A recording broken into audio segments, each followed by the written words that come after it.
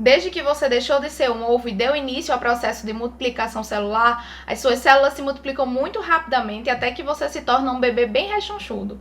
E essa multiplicação continua de forma acelerada até que você se torne um adulto.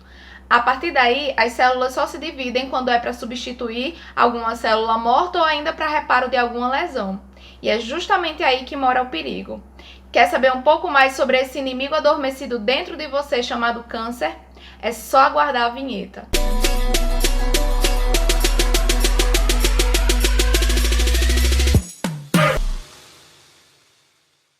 Olá, eu sou a professora Artemisia, seja muito bem-vindo a esse canal.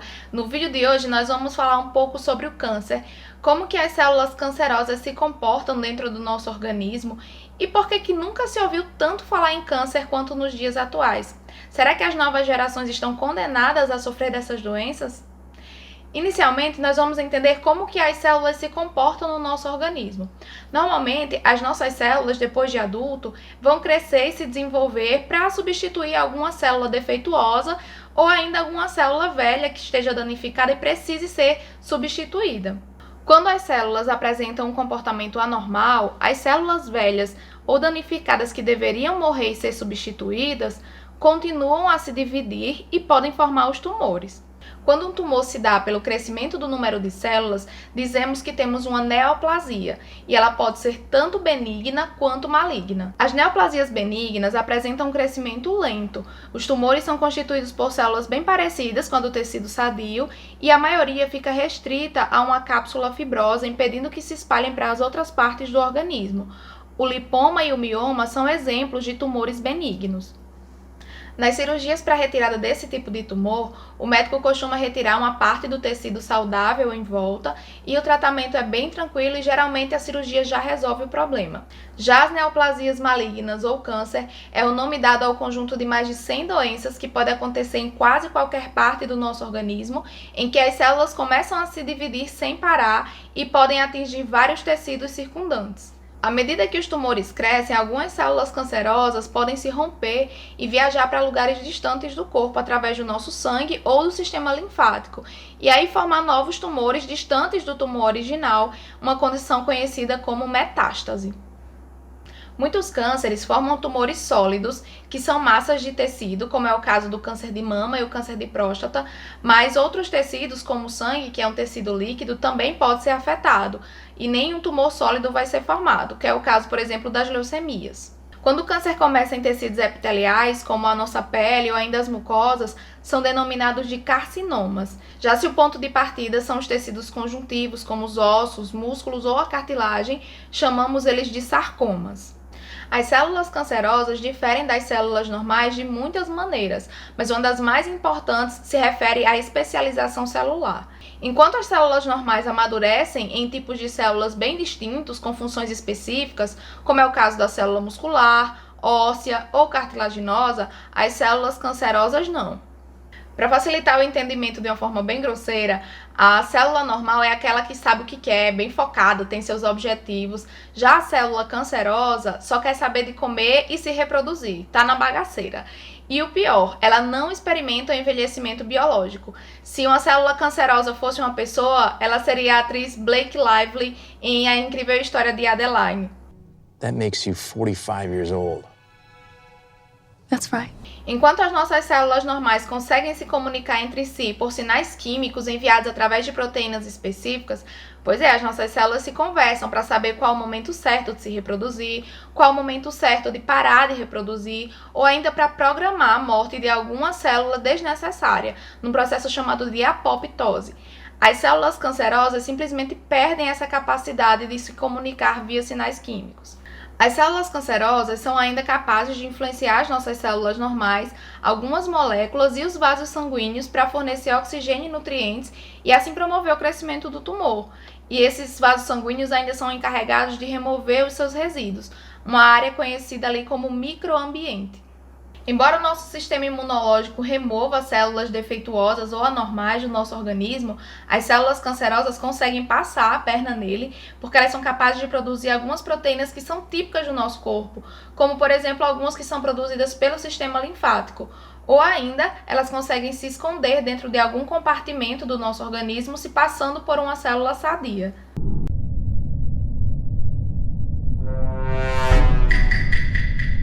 Mas afinal, como que surge o câncer?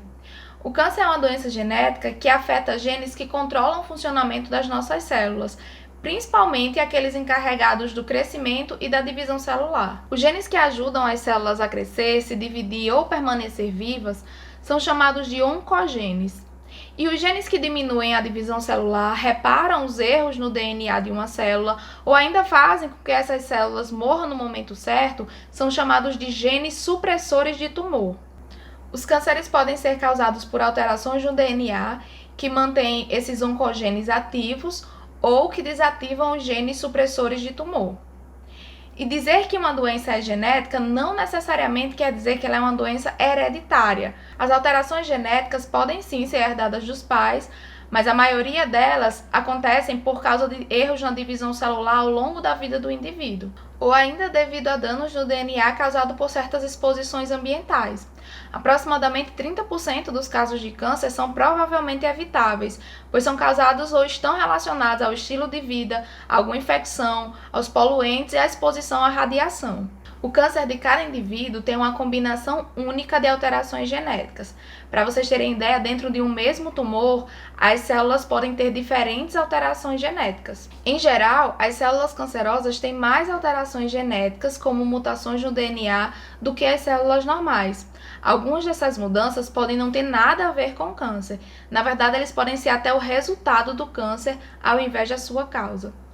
Quanto mais um tecido sofre divisões celulares, maior a chance de ter um câncer.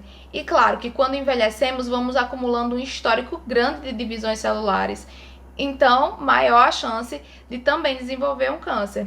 Eis a explicação para a epidemia global de câncer.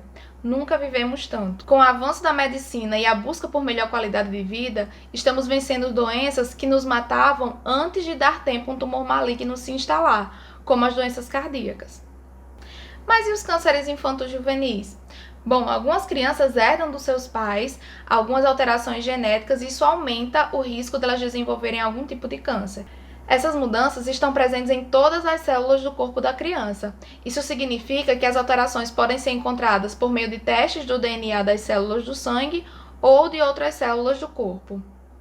Mas a maioria dos cânceres infantis não é provocada por genes herdados.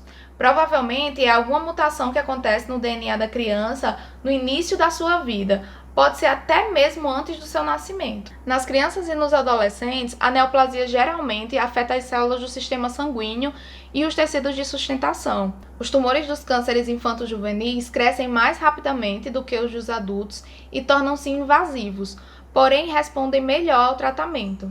É muito importante que os familiares saibam identificar os sinais e os sintomas de um câncer infantil, porque o diagnóstico precoce é um passo super importante para o sucesso do tratamento. Os cânceres infanto-juvenis são menos comuns e os genes envolvidos nos processos tumorais ainda são objeto de estudo em vários países ao redor do mundo. E agora eu quero chamar bastante a atenção de você, menina ou mulher que está assistindo esse vídeo, e você, menino, também, para enviar esse vídeo para sua mãe, para suas irmãs, para suas primas, porque nós vamos falar sobre o câncer de mama. O Instituto Nacional de Câncer mostra que a mais recente estimativa mundial, no ano de 2018, aponta a incidência de câncer de mama como a mais comum entre as mulheres. No Brasil, o câncer de mama não é apenas o mais comum, mas também é o que mais mata. O câncer de mama também acomete homens, porém é mais raro, representando 1% do total de casos da doença. Desde 2002, a campanha do Outubro Rosa começou a ser comemorada aqui no Brasil e provavelmente você já deve ter visto alguém usando um laço de fita rosa ou ainda algum monumento iluminado de rosa na sua cidade. A história por trás do Outubro Rosa iniciou lá nos Estados Unidos, quando Susan Goodman foi diagnosticada com câncer de mama aos 33 e teve uma morte bastante precoce, aos 36 anos, em 4 de agosto de 1980, e deixou um pedido para que sua irmã mais nova, Nancy Brinker, prometesse fazer de tudo o que pudesse para que mais pessoas ficassem sabendo a respeito daquela doença, que raramente era sequer discutida em público naquela época. Como cumprimento dessa promessa, surgiu a Susan G. Komen for the Cure, que é atualmente a maior ONG de financiamento para as pesquisas de câncer de mama do mundo. Os objetivos do Outubro Rosa são compartilhar informações e sensibilizar a população sobre a doença, proporcionar maior acesso aos serviços de diagnóstico e de tratamento e contribuir para a redução da mortalidade.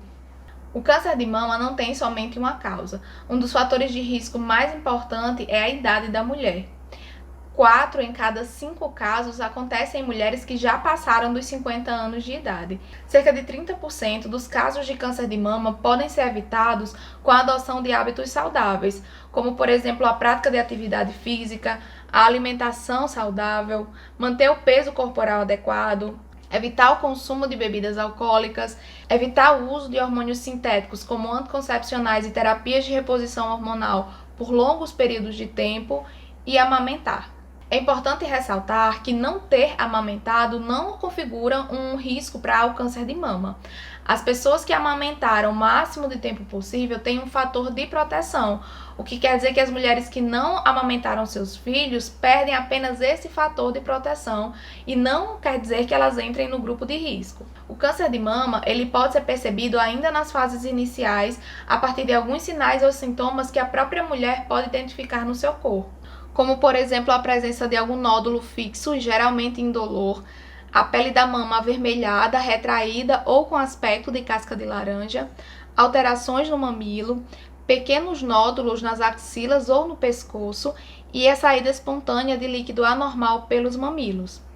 A presença de algum desses sinais ou sintomas deve ser comunicado ao médico para que ele possa avaliar o risco de um câncer de mama. Todas as meninas, independente da sua idade, devem ser encorajadas a conhecer o seu corpo e a palpar suas mamas para que possam identificar alguma anormalidade. Inclusive, a maioria dos casos de câncer de mama são identificados pelas próprias mulheres. Você pode observar suas mamas durante o banho, no momento da troca de roupa ou em outra situação do cotidiano, sem uma técnica específica, valorizando a descoberta casual de pequenas alterações mamárias.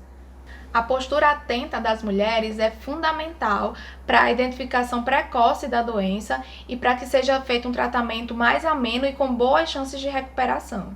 Além disso, o Ministério da Saúde recomenda que a mamografia de rastreamento, uma radiografia capaz de identificar alterações suspeitas de câncer antes do surgimento dos sintomas, seja feita por mulheres entre 50 e 69 anos a cada 2 anos. O SUS oferece o exame de mamografia para todas as idades, conforme a orientação médica. E o nosso vídeo de hoje fica por aqui. Tchau!